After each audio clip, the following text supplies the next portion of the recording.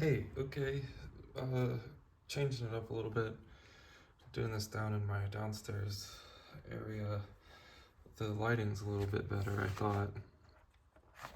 And we're starting hot today with A.B.C. Warriors, Atomic Bacterial Chemical Warriors, number 7. Um, I guess this is in the Judge Dredd universe. Oh, jeez, my hands are dirty. Anyway, I had no idea. But it's super interesting. The artwork in this is absolutely killer. Um, this first part's a little confusing to me. I'm not entirely sure what the perspective, who's writing this, or I'm not entirely sure where all of that, who's saying that, but the narrator. And also the artwork is a little dark, and then it lightens up. It gets into some crazy line work. It's really awesome to see, but is a little bit confusing. Kind of hurts the eyes to try to focus on stuff a little bit. But overall, the artwork's really cool. The story is I don't know, in my opinion, just the right amount of really silly, and then the cool backstory and stuff that they kind of teach you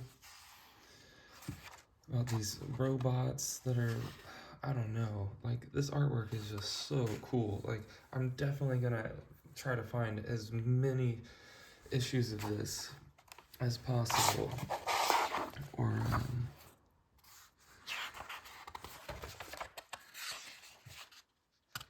try to find something by the artist.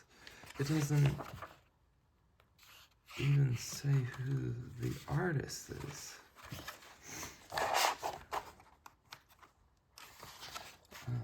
It's 1990. This is just, artwork is incredible. Story's interesting. Little MC Escher type thing. Just look at it, like a termite, starship. So cool.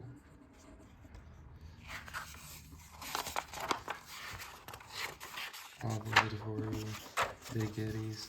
And this guy, he's got this little 2000 right here. I'll show you. See, it says 2000 right there. That's the 2000 AD monthly or whatever that I just reviewed in the last one or the one before this. Anyway, artwork's super cool. Definitely had me enthralled the whole time. I have a loaner. I didn't know that was or maybe it isn't, and it's just a Fleetway. But these are old Judge Dredd world, I thought, so I don't know. I'll look into it a little more after this, but just so cool. 4.5, strong start today with the A.B.C. Warriors. Following that up with a local Sparkle Comics Adventure Man, issue 1 of 3. This was I think it says in here, the second comic that Sparkle Comics did. Again, local. Always support the local companies. Bloodscream is a offshoot of Sparkle Comics for more horror oriented. And I have these two. I buy up any Sparkle and Bloodscream that I find. The artwork's super cool. I think a lot of it is photo references or something. Just a lot of these poses and stuff I feel like I've seen before in other comics, or pictures and maybe stills from movies. I don't know. But either way, this is just super throwback.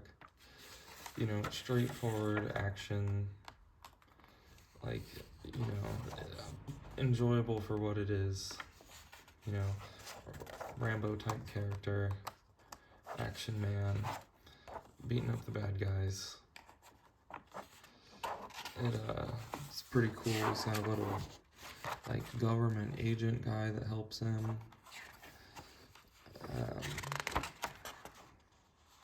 You know, it's nothing special, but it's cool. I think the artwork's fine. Like, I feel like I've seen that before. Or like, in particular, like this. I definitely feel like I've seen that before. I don't know. It's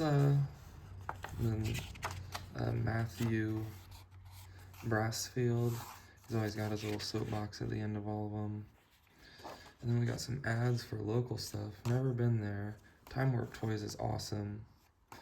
Used to have a friend that would wrestle for them, I believe. Rocks with them. I think this guy used to work at GameSwap. I'm not sure. My band was on Kaleidoscope once. Never read this, but this looks awesome. Flatwood Monster. You know, it's a solid, you know, 2.5, 3.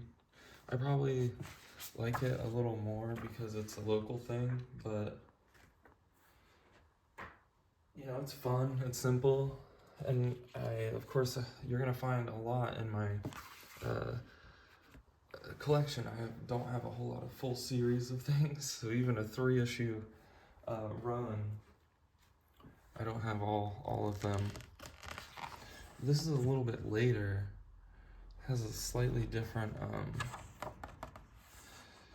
group of people working on it. Juliet Frumholt, she does the Kaleidoscope show. This is a reference to Dayton Art Institute, and that looks a lot like the Matthew Brassfield character. So maybe a lot of these people are like references to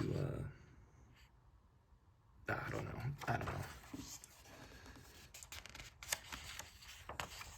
But you know, the story continues. I like all of these like character designs. I think they're fun. Albeit a bit maybe insensitive. But I mean, I don't know. I mean, it's not like there's anything super crazy, but I think it's fun. And, you know, his agent buddy dies, blah blah blah. This guy gets real big and buff. He's the dude that he gets his neck broken by Adventure Man in the first one. They got some sort of serum, makes him strong, but she's got an antidote, of course. Some of that boom is fun. Like you can really see that it like the Sharpie or like, you know, marker quality or lines or something. I think that's fun. But then, you know, the agent wasn't really the agent because, you know, what kind of an agent would he be? But then you find out the president was one of the bad guys the whole time. Shit. Should have taken better notes. The brain. The president was the brain the whole time. He's got a little letter. This dude's kids like Adventure Man, or at least he made them pose with my old boss runs that now. Anyway, I got Blackjack and Spring Hill Jack, so we'll read those or review those. Probably, you know, about the same.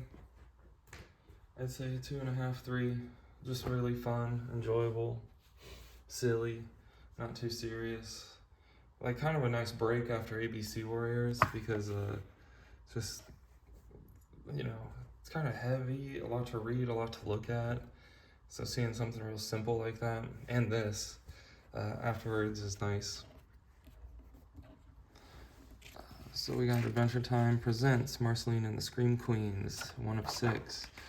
I feel like I used to have a lot more of these, and maybe in moves or something, I seem to have lost them, but I'll try to hunt them down. I'm a big Adventure Time fan, and this like a slightly sketchier artwork than like the less polished animation, something that I really like. And even though it's, you know, its own standalone thing, it's really fun. Holds true to the whole, as everything. You know, I can really hear Marceline hissing, like in my head. And just like I really feel like going from nighttime to daytime, like, and the colors are so drastic of a change. It's fun. This little story at the end doesn't have to do with the main story of Marceline going on tour with her band. This is just like a little curse, but Marceline misses her dog, and this is a runaway animal, and I don't know. Again, the color contrast and stuff, really, really nice. Really like it. But again, just another little silly story. Nothing serious. Love that. Love Adventure Time. That's like a 3.5, 3.5, easily. And that was the bus outside. Here is the After Realm. I got this back when it came out in like 2020. I probably just got it because I thought the cover artwork looked cool. And it's, oh, but this, I absolutely hated this. Like, digitized, Tolkien, Elvish at the beginning, like, oh, that like hurts my soul seeing that. And I mean, overall, the artwork, it's obviously a lot of D&D references. I like D&D, and I definitely went through, I guess in 2020, 2021, I was really I was going through my first campaign and was really into it. So I find stuff like this, and it's, you know, kind of get me into it. But she has like this goat that protects her, Una Lightfoot. They have Loki trapped because of Ragnarok. It's whatever. The artwork, like, Loki's design, at least what little we see of it here towards the end, is cool. It's like, you know, mistletoe, the kind of treant guy. But you don't see a whole lot of them. And then it switches to this. So it goes like, I don't know. I never really followed up with this, and I probably won't. You know, it's a 2, 1.5, 2. The artwork's like fine. It's nothing to really write, like, it's whatever. It's nothing like crazy. Like I said, 2, 2.5. I don't really see myself finding another one. So yeah, today we did After Rome, Adventure Time, Marceline and the Scream Queens, Adventure Man 3 and 1, and then A.B.C, Atomic Bacterial Chemical Warriors. So thanks for watching. I'll try to figure out this setup. I like it better for lighting, but anyway, have a good one. I'll catch you next time.